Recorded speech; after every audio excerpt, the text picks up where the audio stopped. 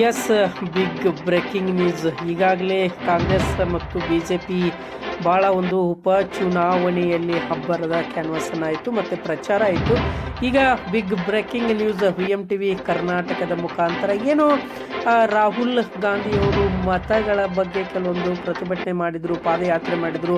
ಹಾಗಾಗಿ ಅಂದರೆ ಮತಗಳ ಪರಿಚಲನೆ ಅಂದರೆ ಮತಗಳು ಯಾರಾದರೂ ಸತ್ತೋರು ಓಟ್ ಹಾಕಿರ್ಬೋದು, ಅಥವಾ ಗೊತ್ತಿರೋದವ್ರನ್ನ ಓಟ್ ಹಾಕಿರ್ಬೋದು, ಅಥವಾ ಇಬ್ಬರು 4 ಜನದ ಓಟ್ ಹಾಕುವಂಥದ್ದು ಈ ರೀತಿಯಾಗಿ ನಡೀತಾ ಇತ್ತು ರಾಜ್ಯದಲ್ಲಿ, ಹಲವು ರಾಜ್ಯದಲ್ಲಿ. ಹಾಗಾಗಿ ಈಗಾಗಲೇ 11 ರಾಜ್ಯದಲ್ಲಿ ಕೇಂದ್ರಾಡಳಿತ ಪ್ರದೇಶಗಳಲ್ಲಿ SRI ಮುಖಾಂತರ ಅದನ್ನು ತಡೆಯನ್ನು ಪ್ರಾರಂಭವಾಯಿತು. ಈಗಾಗಲೇ ಇದನ್ನು ಈಗ ಕರ್ನಾಟಕದಲ್ಲಿನೂ ಕೂಡ ಮೇ 10ರಿಂದ ಪ್ರಾರಂಭವಾಗಿರುವಂಥದ್ದು.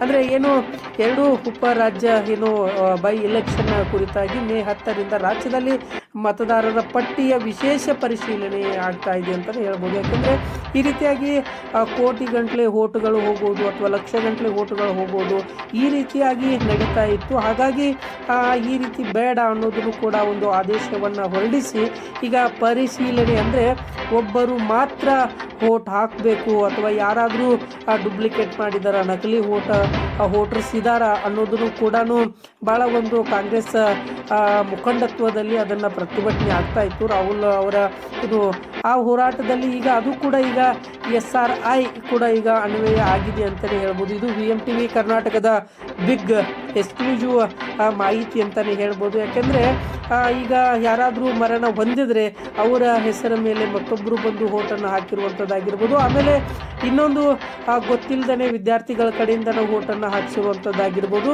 ಆಮೇಲೆ ಬೇರೆ ಬೇರೆ ರೀತಿಯಾದಂಥ ಯಾವುದೇ ರೀತಿಯಾದ ನಕಲಿ ದಾಖಲಾತಿಗಳನ್ನು ಇಟ್ಟುಕೊಂಡು ಓಟುಗಳನ್ನು ಹಾಕೋಂಗಿಲ್ಲ ಅನ್ನೋದನ್ನು ಕೂಡ SRI ಈಗ ಅದನ್ನು ಈಗ ಪರಿಗಣಿಸಲಾಗಿದೆ ಅಂತಲೇ ಹೇಳ್ಬೋದು. ಯಾಕೆಂದರೆ ಇದು ಮೇ 10ರಿಂದ ಆಗೋದು. ಆಮೇಲೆ ಈ ರೀತಿಯಾಗಿ ನಡೀತಾ ಇದ್ದಾಗನೂ ಕೂಡ ಯಾವುದೇ ರೀತಿಯಾದಂಥದ್ದು ಕೂಡ ಇಲ್ಲಿ ಬ್ಲ್ಯಾಕ್ ಮೇಲ್ ಆಗಿರ್ಬೋದು, ಅಥವಾ ಡುಪ್ಲಿಕೇಟ್ ವೋಟರ್ಸ್ರು ಯಾರೂ ಸಿಗಲ್ಲ. ಯಾರಾದರೂ ಸಿಕ್ಕಾಕೊಂಡ್ರೆ ಅದರಿಂದ ಕರ್ನಾಟಕದಿಂದ ಎಷ್ಟು ನಕಲಿ ವೋಟರ್ಸ್ರು ಹೊರಗಡೆ ಬರ್ತಾರೆ ಅನ್ನೋದನ್ನು ಕೂಡ ನಾವು ಕಾದು ನೋಡಬೇಕಾಗುತ್ತೆ. ಯಾಕಂದರೆ ಈಗಾಗಲೇ 11 ರಾಜ್ಯಗಳಲ್ಲಿ ಕೇಂದ್ರ ಆಡಳಿತದಿಂದ ಆಗಿರುವಂಥದ್ದು SRI ಈಗ ಪ್ರತಿಕ್ರಿಯೆಯಲ್ಲಿ ಇದೆ ಅಂತಲೂ ಕೂಡ ಈಗಾಗಲೇ ಅದು ನಾವು ರಾಜ್ಯದ ಮುಖಾಂತರ ತಿಳಿಪಡ್ತಾ ಇದ್ವಿ. ಆದರೆ ಕರ್ನಾಟಕದಲ್ಲಿ ಏನೆಲ್ಲ ಬೆಳವಣಿಗೆ ಆಗುತ್ತೆ ಅನ್ನೋದನ್ನು ಕೂಡ ನೋಡಬೇಕಾಗುತ್ತೆ. ಯಾಕಂದರೆ ಮೇ 10ರಿಂದ ಕೂಡ ಅದು ನಮ್ಮ ರಾಜ್ಯದಲ್ಲಿ ನಡೆಯುವಂಥದ್ದು SRI ಈಗ ಕಂಡು ಬರ್ತಾ ಇರುವಂಥದ್ದು ನೋಡ್ಬೋದು. ತಮ್ಮಗಳ ಅಭಿಪ್ರಾಯ ಕೂಡ ಮುಂದುವರೆದಿದೆ ಅನ್ನೋದನ್ನು ಕೂಡ ಹೇಳ್ಬೋದು. ಯಾಕೆಂದರೆ ಈ ರೀತಿಯಾಗಿ